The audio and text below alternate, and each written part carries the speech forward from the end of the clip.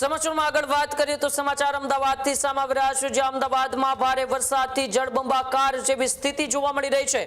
અમદાવાદમાં અનેક વિસ્તારોમાં કમરડૂબ પાણીમાં અત્યારે ગરકાવ છે। સેનાની ફ્લડ રિલીફ ટીમ પણ અમદાવાદમાં ગ્રાઉન્ડ પર છે, ત્યારે અનેક ફસાયેલા લોકોનું રેસ્ક્યુ પણ સેનાની ટુકડી કરી રહી છે। ત્યારે ન્યૂઝરૂમની ટીમ ગ્રાઉન્ડ ઝીરો પર સતત જોવા મળી રહી છે। ન્યૂઝરૂમ સંવાદદાતાનું ગળાડૂબ પાણીમાં સાહસિક કવરેજ જોવા મળ્યું છે। ભાવિક સુદ્રા અને પાર્થિવ પટેલનું ગ્રાઉન્ડ ઝીરો થી સાહસિક કવરેજ। ખુદની ચિંતા વિના અમદાવાદનો ચિતાર કરતો આ રિપોર્ટ અત્યારે હવે તમને બતાવી રહ્યા છીએ। કર્ણાવતી ક્લબની આસપાસના વિસ્તારોમાં ભયાવહ સ્થિતિ, અનેક વિસ્તારોમાં પાણીની અસામાન્ય પરિસ્થિતિ છે। સેનાની ટુકડી લોકોને સલામત સ્થળે ખસેડી રહી છે।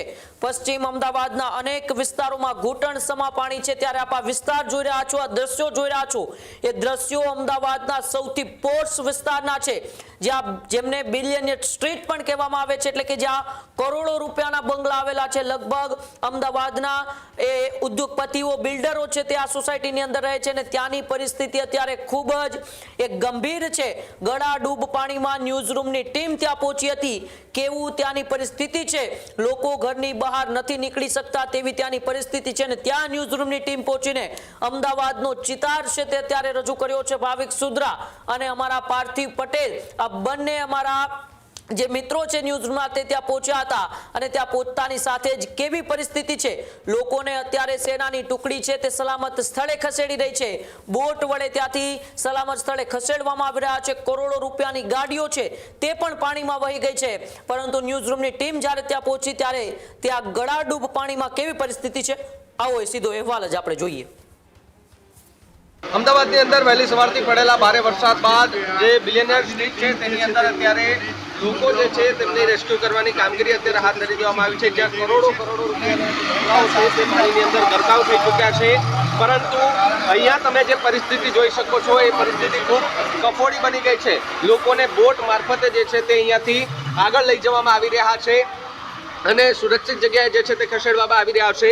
આખા અમદાવાદની અંદર જે બિલ્ડરો બિલ્ડિંગ બનાવે છે, આજે એ લોકોના જ બંગલાઓ જે છે તે ક્યાંક પાણીમાં ગરકાવ થતા જોવા મળી રહ્યા છે। બિલિયનિયર સ્ટ્રીટ જે છે આવેલી છે અને કર્ણાવતી ક્લબ પાછળનો આ રસ્તો જે છે, ત્યાં તમે આ દ્રશ્યો જોઈ શકો છો કે જ્યાં કમરસમા પાણીની અંદરથી અમે અત્યારે પસાર થઈ રહ્યા છે।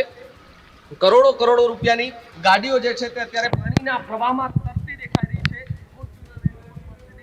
ગાડીઓ જે છે તે અત્યારે તણાયેલી હાલતમાં છે, બંધ થયેલી હાલતમાં છે।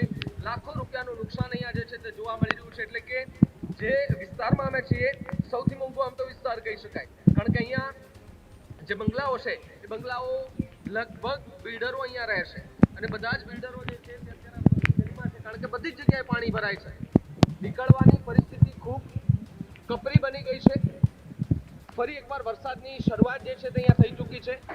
આગળ જઈએ તો ત્યાં આર્મીની એક ટીમ છે તે રેસ્ક્યુ માટે અત્યારે ત્યાં ઉતરી ગઈ છે।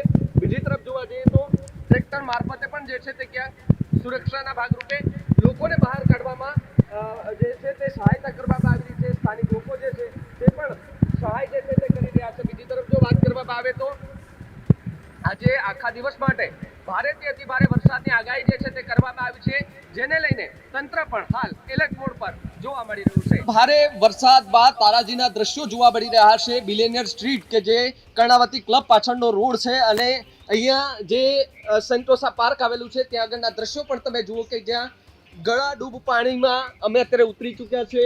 ગ્રાઉન્ડ ઝીરો પરથી સતત અમે તમને એ અપડેટ આપી રહ્યા છે। અહીંયા ગળાડૂબ પાણી છે।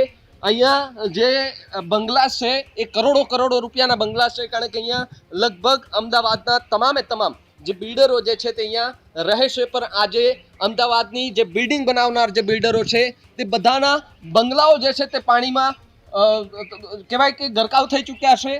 જે લોકો અત્યારે ઘરોની અંદર ફસાયા છે તેમને સુરક્ષિત રીતે બહાર કાઢવા માટે ખાસ આર્મીની જે ટીમ છે તેને તૈનાત કરી દેવામાં આવી છે।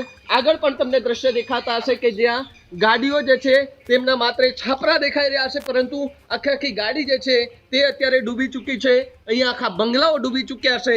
પાણી જે છે તે અહીંયા હાલ તો ખૂબ વધી રહ્યું છે, ઘટવાને બદલે વધતું જોવા મળી રહ્યું છે. પાણીના નિકાલ માટે આગળ તંત્ર દ્વારા જે છે તે વ્યવસ્થા પણ કરવામાં આવી રહી છે ને જેના કારણે હાલ તમે અહીંયા જોઈ શકો છો જે ગ્રાઉન્ડ ઝીરો પરથી અમે જે રિયાલિટી બતાવી રહ્યા છે કે જે પાણી ભરાયું છે, ગળા ડૂબ સુધીનું પાણી છે, વહેણ આવી રહ્યું છે લગાતાર જે છે તે અહીંયા પાણીનું વહેણ જે છે તે વધતું જોવા મળી રહ્યું છે ને આના જ કારણે લોકો જે છે તે હાલ અહીંયા મુશ્કેલીમાં પણ મુકાયા છે. કેટલાક લોકો ઘરોની અંદર છે જેમને બચાવવા માટે અને રાહતની કામગીરી જે છે તે આર્મી અને પ્રશાસનના જે અધિકારીઓ છે તેમના દ્વારા હાથ ધરવામાં આવી છે. કેમેરા પર્સન પાર્થિવ પટેલ સાથે ભાવિક સુદ્રાડ, ન્યૂઝરૂમ ગુજરાત, અમદાવાદ. ખેડૂત ભાઈઓ છે ખેતરમાં ડ્રોન ઉડાવતા હોય છે ત્યારે આપણે એક પ્રશ્ન સતાવતો હોય છે કે જે આપણે અત્યાર સુધી જીપીએસ ટેકનોલોજીવાળા ડ્રોન વાપર્યા છે જેથી કરીને મોબાઈલ ટાવર છે અથવા તો હાઈ ટેન્શન લાઇન પસાર થતી હોય, કોઈ વૃક્ષો હોય ત્યારે જે જીપીએસ ટેકનોલોજીવાળા ડ્રોન છે એમાં ટકરાય અને ટ્રેસ થાય છે. પણ એગ્રીઓન લાવ્યું છે GNSS ટેકનોલોજી ડ્રોન જેથી કરીને એ ડ્રોન છે એ કોઈ જગ્યાએ ટકરાય નહીં, પોતાની રીતે જ ડિસિઝન લે છે અને મૂવ થઈ જાય છે જેથી કરીને GNSS ટેકનોલોજી ડ્રોન છે એ વાપરવાનો આગ્રહ રાખો. ત્યારે જ ન્યૂઝરૂમ ગુજરાતની યુટ્યુબ ચેનલને સબસ્ક્રાઇબ કરો અને ઇન્સ્ટાગ્રામ અને ફેસબુક પર ફોલો કરો. અપડેટ રહો, સત્યની સાથે રહો.